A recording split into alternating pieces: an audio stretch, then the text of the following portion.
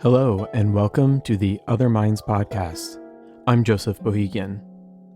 You're listening to Modesty of the Magic Thing for the Pink Cup 7 Pillars by today's guest, Zeena Parkins. Other Minds, founded in 1992 in San Francisco by Charles Amerkanian and Jim Newman, is devoted to championing the most original voices in new and experimental music.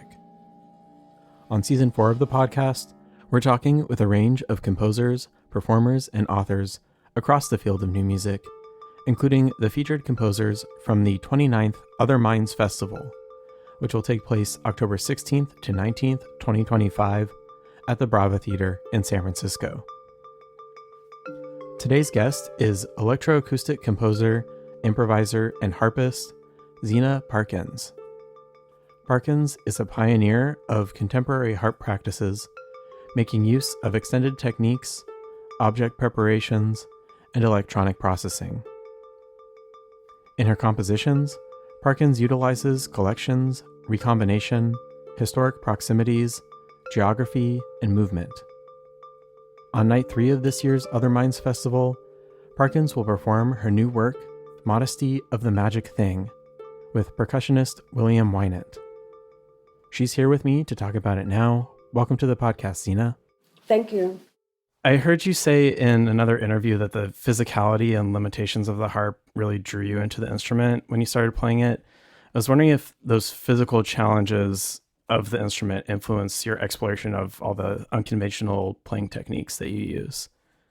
Yes, I think the challenges I was drawn to originally when I started playing harp in a Detroit public school, which is a really extraordinary story on its own. But for one thing, it's important to note that I was a very serious dance student. So movement and dance and like physical, like the kind of physical challenges you find in a ballet class were all things that felt like those were situations that those kinds of physical challenges I really enjoyed and was kind of drawn to. So when I started playing harp and realized that the way you need to engage with the instrument really involved the body in this kind of choreographic way, and where the hands and the feet are doing two different things but need to be working together to actually make the thing work when you're working with a concert grand harp. So that really struck a nerve in me. And of course, when I first started, I wasn't thinking about challenging the instrument. I was just in love with playing the instrument, as a 15-year-old. So it wasn't like I was thinking about, oh, what can I do with this? It was mostly, this is amazing. It's so completely different than playing piano. I was a classical piano student, and I love the idea of bringing the harp into me, into the body, and you're just all over it.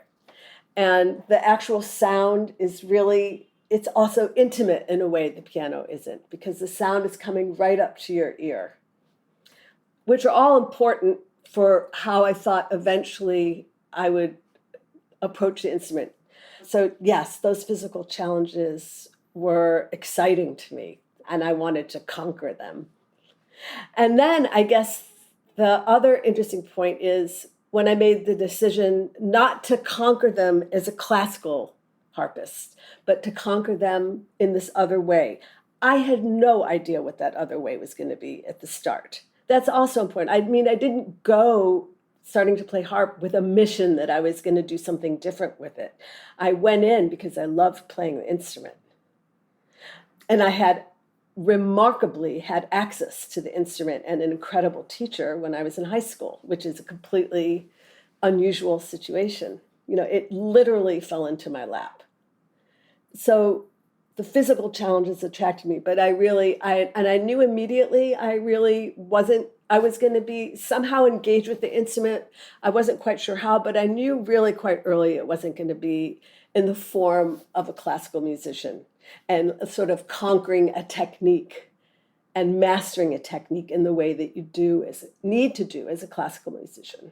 So when you made that decision to start exploring the harp in different ways, in your own ways, what were some of the first things that you were doing with the instrument? Well, the early explorations were very much influenced by the John Cage prepared piano pieces. That was an early model for me of, taking an instrument and completely transforming the sound to the point where you don't think that it's the instrument that they say it is. And then also, eventually, when I finally discovered the musicians and composers that were working with prepared guitar, like Fred Frith, Keith Rowe, and although Derek Bailey wasn't doing prepared guitar, just his approach to playing was, just like what he did with his fingers and his hands and what sounds were emerging, which were not, it was something beyond what you would expect a guitar to make. So those were early models. Was anybody else doing any sort of preparations with harp at that point that you started exploring it? Not that I knew of. I'm sure there were. I'm certainly not the first person to have thought of putting an alligator clip on a string or like taking a metal bolt and sliding it up and down. And I'm not too concerned with who the first one was, because these ideas kind of emerge. I've noticed that there's such a zeitgeist of information flowing. It's sort of like these ideas sprout out in completely different places that are talking to each other. And you might not even know they're there, but they're in the air. I would say the other idea of how to play harp that wasn't classical was also coming right from my hometown, which was Alice Coltrane and Dorothy Ashby. And Dorothy Ashby actually studied with the same teacher and went to the same school I did, and probably played on the same harp I learned on. Those two incredible artists offered, I also knew that wasn't going to be my path, but they offered this really incredible alternative to classical harp playing. So rich and so, exploring this whole other sound world. And they were also really important for me. And of course, Harpo. And not as a joke, but Harpo is a person who is a serious harp player, but offered yet again a third context for how you can think about harp. Like harp can be anywhere. It can be in a funny movie. It can be like with someone playing piano that is like, like when he was playing with his brother. It was extraordinary because that offered a different point of view. And different points of view were so needed. At what point did you start making electronic modifications to your harp? Well, when I moved to New York and immediately got involved in so many incredible things, like working with Zorn and working with Butch Morris and working with Paulina LaFaris and working with Fred. The thing is, I didn't actually, when I first moved to New York, I didn't own a harp because the only harp I ever played was the one that I had to use as my harp in Cass Technical High School, in high school. And when I graduated from Cass, I wasn't able to buy a harp. So I went back to being a full-time pianist, and harp kind of sat in the back burner for a couple of years. So it wasn't really till I got the offer from Chris Cutler, the drummer who had been in Henry Cow and done a million things in London. And I was playing in a band with him and a project with him one summer in Europe. And he was like, I'm looking for a harpist to do a project. And mind you, I hadn't played harp in a couple of years. And I was like, I'm a harpist. And I didn't think he was serious. Of course, people say all kinds of stuff. But he was serious. And he was serious. And we made a date that was like a year later. And I immediately went back to Detroit and studied with the harpist from the Detroit Symphony, Mary Bartlett, and took 2 lessons a week and rented a harp. And then when that period was over, so like to kind of regain my harpness. And that was really great. I did that for 9 months and then moved back to New York. And then she hooked me up with a harp. I was able to get a harp. So the first harp was just a troubadour, and then eventually I got a concert harp. But I took the troubadour harp, which is a smaller acoustic harp, and I took that troubadour harp, playing it all over the Lower East Side in East Village. And what I noticed is that, like harps in every other situation, unless it's orchestrated to be heard, you're not going to hear it because it's a soft instrument, right? So I was like often the only woman in the room at the time, playing with instruments that were going to always be so loud, like drums and trombones and electric guitars. I could be playing my fingers off and I couldn't play loud enough to be heard. So that was a problem, clearly. And the way to solve the problem, I discovered, there's something called pickups. And I can put a pickup on my harp and it's going to instantly be louder. But the pickups at the time were really, at least it was really hard to find any pickups that actually did the sound of the harp justice. Yes, it could be louder, but the sound was so thin, and it was just like, well, this isn't the harp that I want to hear. And I was like, there has to be another solution. So I tried to make it louder that way.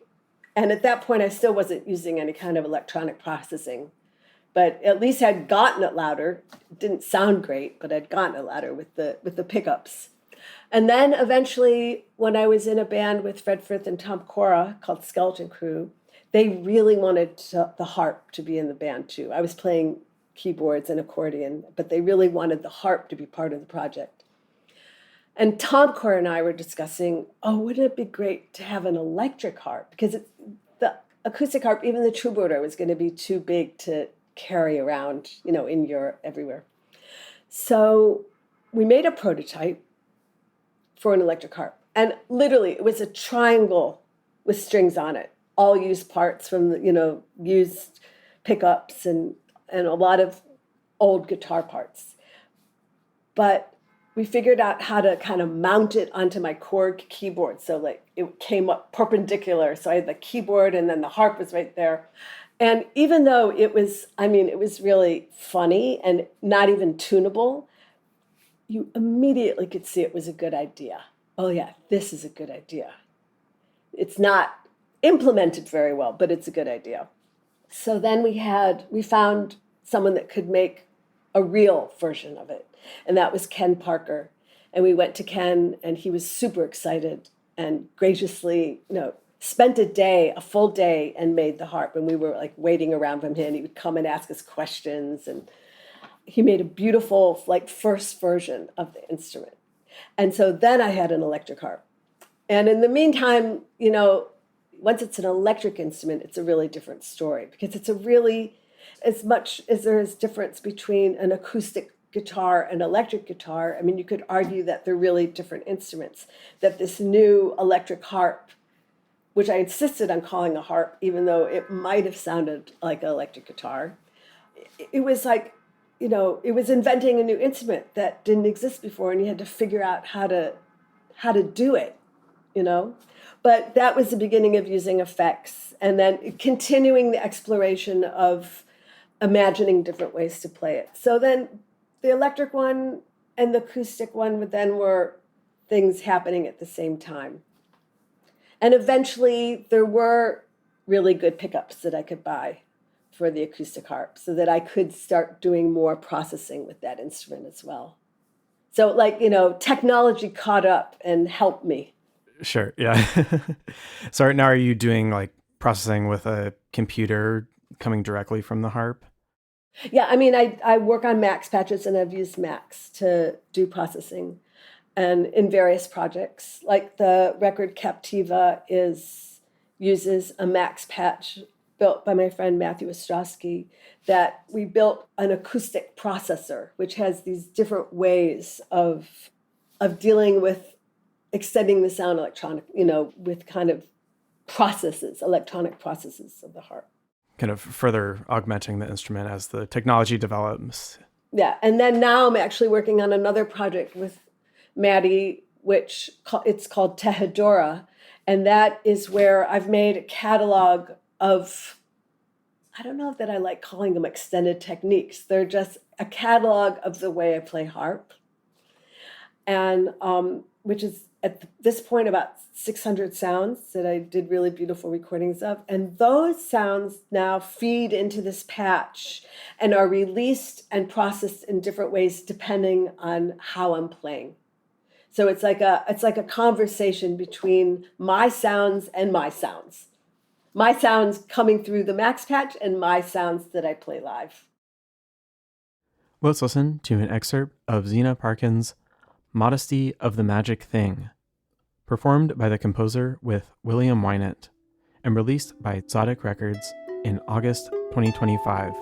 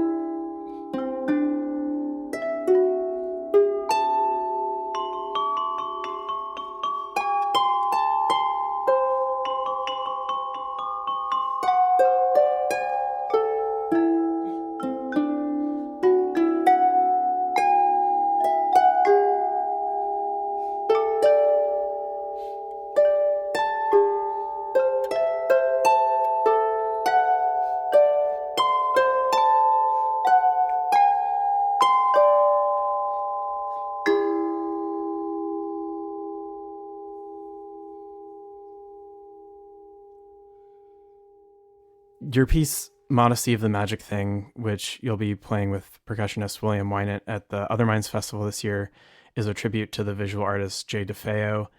Would you describe Jay DeFeo's work for those who aren't familiar? Yeah, I mean, everybody should be familiar with her work, especially in the Bay Area.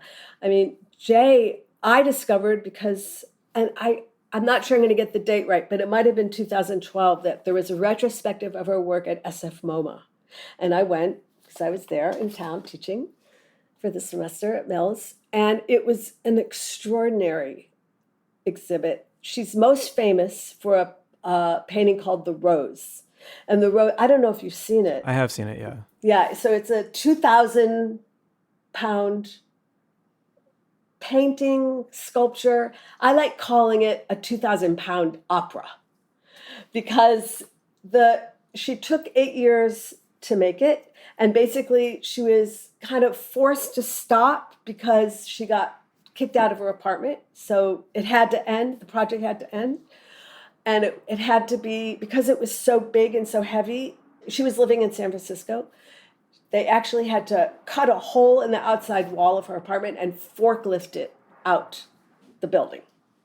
There's a beautiful short film made by Bruce Conner, who was her friend, called The White Rose, that is a kind of documentary, or I think it's more like a poem of this, the feeling of what it was like to wrap up this painting that she'd been working on for 8 years and forklift it out of her house.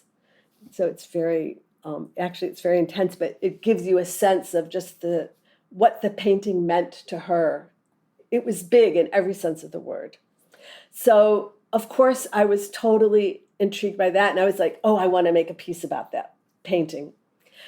And I did make some kind of piece out of it that wasn't exactly, a lot of great things came out of it, but not everything works in the way you want it to work. And maybe it was too obvious to do something with her most famous work.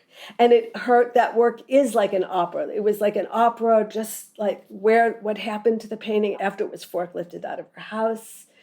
And I'm not going to go into that now, but it's very dramatic what happened. It was in Pasadena, and it came back to San Francisco and the Art Institute behind a wall. Then it was left there for years, and then it was rediscovered by the Whitney, and they worked on bringing it. They decided they wanted to bring it to New York, but they had to rehabilitate it. And they did, and it's beautiful, and it lives at the Whitney now. The life of that painting is extremely dramatic. But then I was like, I need to think of another way into this. And another set of drawings that really resonated with me are some that she did the very end of her life in 1989, which is the year she passed. And they're called the 7 Pillars of Wisdom. And they're based on a ceramic cup that was given to her by Ron Nagel. Now, I also have to say that both Ron Nagel is an incredible artist, ceramicist, and he's kind of a polymath. He does all kinds of things. But both Ron Nagel and Jay DeFeo taught at Mills. So that was yet another, there just seemed to be a ever-growing heap of resonating coincidences and synchronicities that started building up once I sort of delved into Jay DeFeo. And anyway, Ron gave her a cup, it was a pink cup, hence Pink Cup, which is part of the title. And the pink cup was given to her on her 60th birthday. And she kind of became fascinated with the cup and started drawing it in various, both abstract and literal ways, and just kept drawing it and drawing it and drawing it. And finally, one version ended up as a 7-sided figure. And that figure became the basis for a set of paintings called the 7 Pillars of Wisdom. And so it's this shape. And when I saw these drawings in person, there also feels like there's some kind of story to them. There are 11 drawings, all made in 1989. Some of them are just the shape with a kind of, just like a tone, like a gray tone, and sometimes charcoal that has sparkles in it. And sometimes there's some collage aspects. So some are more aggressive and some are just like a meditation. And I was particularly drawn to the ones that were like a meditation, and particularly drawn to the fact that they were the opposite of the rose. Like the rose is all about the body and all about gesture and all about, like, it's like you're throwing your body into a work and you're working it and you're reworking it and you're working it and reworking it over many years. But this shape, some of them have absolutely no trace that they've been touched by a human. They're really magical. They're extraordinary. And I was like, wow, the same person that did the rose did this. They're opposite. I mean, the fact is she did many, many different kinds of work. She did photography, she did jewelry, sculptures, she did all kinds of things. But these are the things that she landed on at the end of her life. And I was very, very moved by this set. It's called The 7 Pillars of Wisdom, based on the book that she became obsessed with, The 7 Pillars of Wisdom. You wrote something in your program note that I thought was really interesting. You wrote that the shape of DeFeo's drawing is physically traced onto a large tam-tam, reflecting Walter Benjamin's idea that marking is knowing. Could you talk more about that idea of marking is knowing? Yeah. So first I'll just say that it's that shape, the 7-sided shape, that became the kind of compositional center point of the piece. And then that shape is iterated in different ways. And one actual very literal way that it's iterated is that Willie traces the shape with friction mallets and different implements, some wooden, some metal, some rubber. He traces that exact shape on a very large tam-tam. In the piece, I follow his tracing on the other side of the instrument with a microphone. So I'm giving you the setup. So that's how we make the sound in that section. It's the last section of the piece, called Pink Cup by Night. That's the name of the section. Walter Benjamin, when he talks about a kind of like mimetic quality, but this, like, what are the ways that we know something? And he talks about young children who, like, for instance, will see a windmill and move their hands like a windmill, and it somehow gives them a sense of what a windmill is by the act of doing a windmill physically. And I was like, oh yeah, because we know things in so many different ways, know things that can be described with words, and we know things that can't be described with words. And so I was really intrigued by this other way of knowing something. And so the translation of his idea of knowing by doing or by making very much influenced how I was thinking about, like, how do you make that translation from a shape into sound, or like, what does it sound like? And I was also obviously influenced by the Stockhausen microphony, which Sure. is, Yep. I wanted to be one of those guys with the stuff and the making like hellacious sounds and like processing them. But in the record, we do a lot of EQ and like resonant frequency, pulling out resonant frequencies. And we won't be doing that live. We'll just be miking it and just hearing what that sounds like in the room.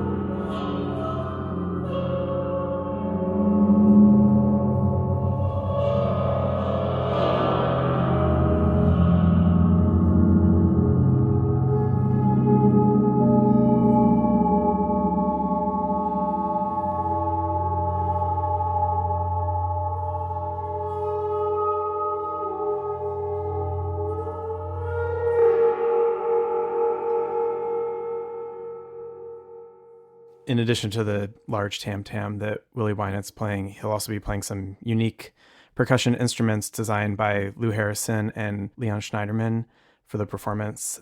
What's the history of those instruments, and how do you make use of them?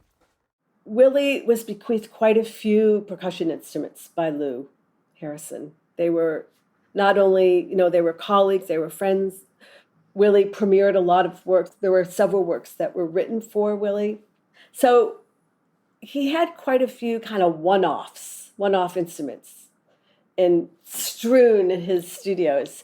And I found this one that we actually used in the piece several years ago. And it's an 11 limit tuning of tubes, 23 tubes that are tuned. Can you explain what 11 limit tuning means? It's basing tuning off a fundamental pitch. So you pick a low pitch, and that you're going to base all the rest of the notes that you're using in the instrument off the harmonic properties of that pitch. And depending on how far you go into the various overtones that you're defining from the original pitch, you can just use a few or you can use more. It's like it keeps dividing up the octave, right? So you have more and more notes in the octave. But this particular one, it had 23 tubes that were with this precise and particular tuning that was not equal temperament. And the way I was originally just so intrigued by how it rang out like an electric instrument in a way, with these pure tunings that were, intervals that were emerging from it. And I originally used that instrument in a piece I wrote for Willie and the Eclipse Quartet. The Eclipse Quartet is from LA, in a piece called Scattering. And it was recorded for New World Records about 10 years ago. And then it got put away, and that was that. And I'd sort of forgotten about it. But then when I decided I was going to do this Jay DeFeo piece, I was trying to figure out, what are the instruments going to be? Like, what's the orchestration going to be? And I knew I wanted to do acoustic harp, no processing. So just whatever I could do with my hands on it. No, and it's very, I actually don't use a lot of objects. I just use these bows that I had built, and that's it. So I knew my side of it, but what was Willie going to do? And I proposed that we pull out that from the corner, the dusty corner, pull out the Lou Harrison instrument, and I recorded it and was listening to it and playing around and retuned my harp to match the tuning of the instrument. And I was like, these two instruments sound incredible together, the harp and this Lou Harrison instrument. This is going to be the beginning of what the piece is, what the orchestration will be. And from there, I decided all metal. So from there, with Willie's help, we kind of built a palette, which included a very large tam-tam, a smaller tam-tam, a hanging cymbal, some Japanese bells, and these I didn't know about before, but his friend Leon Schneiderman, who's a composer, musician, instrument maker, had built this another beautiful set of microtonal metal bells. They're different kind of sound. They're not as extensive as the Lou Harrison ones, but they just fit so beautifully as a way of extending the pitch range of the Harrison instrument. So everything kind of folded in one by one once I had decided I was going to use the Harrison instruments. And then right away I was like, because I was like, I'm going to want to tour with this piece. And I decided right away that the Harrison instrument needed to be refabricated so that I could take it with me. And I was lucky enough, because the Mills community is so incredible, to find someone that had taught in the gamelan, taught with Daniel Schmidt, Stephen Paris, and he's just an excellent instrument builder, and he agreed to remake the Harrison instrument. So that's the instrument that we use. And his version is foldable so that we can travel with it. Very important. Yeah, very important. So once I had the Harrison instruments, I started writing originally just for that, and then we added the Japanese bells. Like one by one, we added more metal. And so we ended up with, in the real pitch realm, the Leon Schneiderman bells and the Harrison bells. And then the Japanese bells extend a little, and then there's more of these resonating, the hanging cymbal and the two tam-tams.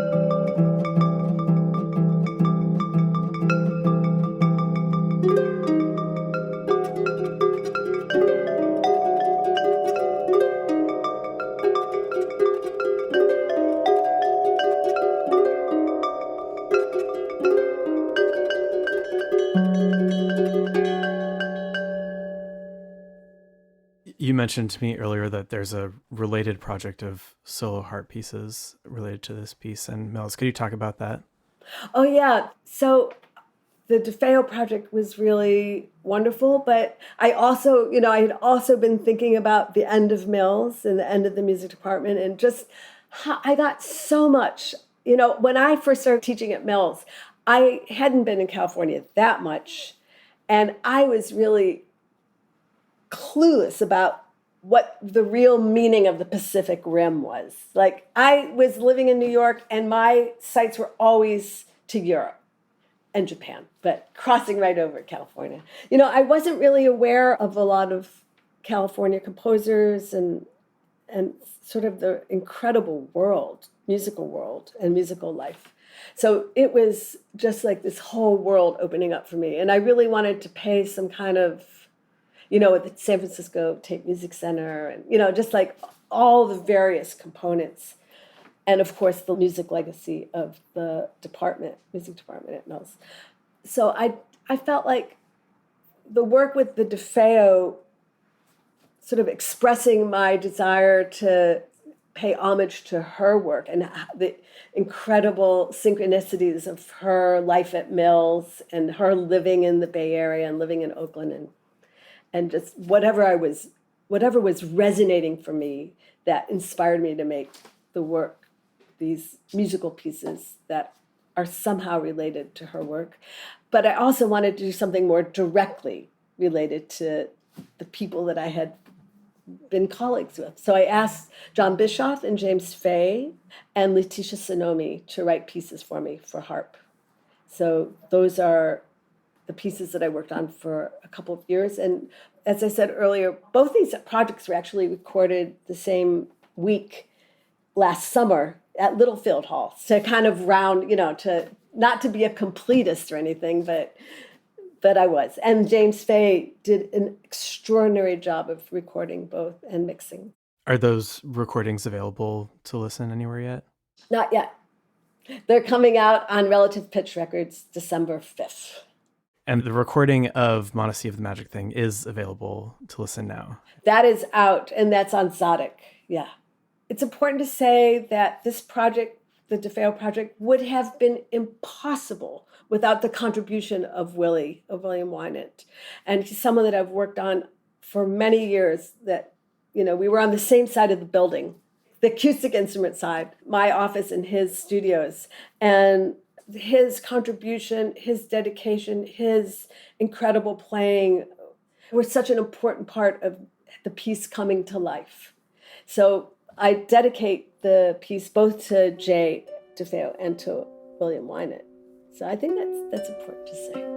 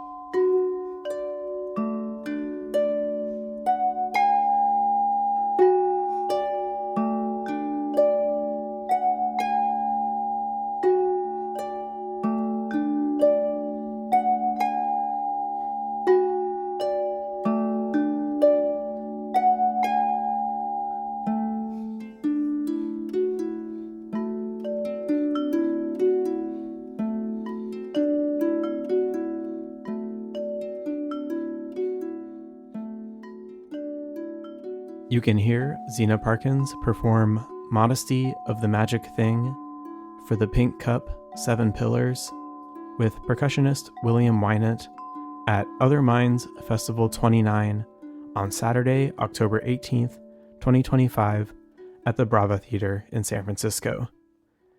Thank you, Zeena, for joining me today, and thanks everyone for listening. Great, thank you.